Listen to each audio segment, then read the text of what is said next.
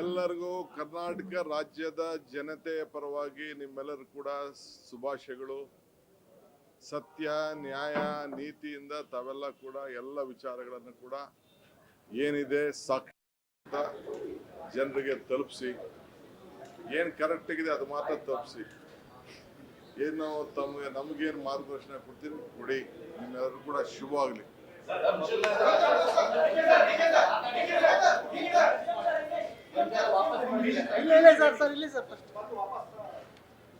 So ಈಗ ತಾನೇ ನನಗೆ ನಮ್ಮ ಎಲ್ಲ ದಕ್ಷಿಣ ವೇದಿಕೆ ಎಲ್ಲ ಪ್ರಮುಖರೆಲ್ಲ ಬಂದು ಭೇಟಿ ಮಾಡಿದ್ರು.